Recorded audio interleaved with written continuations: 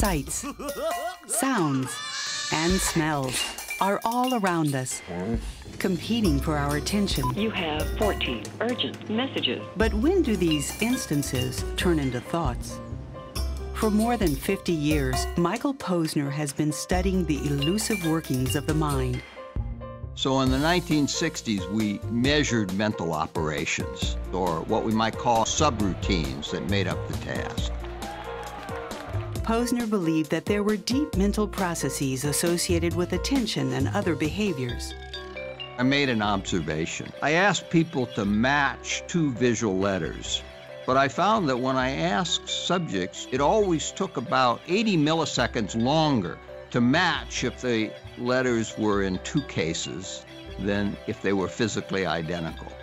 A new discipline was established. Cognitive psychology enabled researchers to measure fundamental mental operations over time. For Mike Posner understood that 80 milliseconds makes a difference.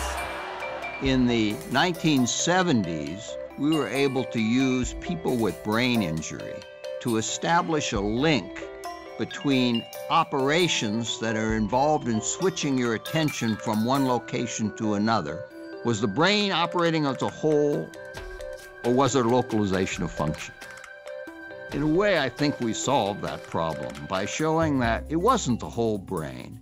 It was a set of rather scattered neural areas that carried out the subroutines involved in the task. Posner delved into the nascent world of neural imaging to enhance his study of mental processes.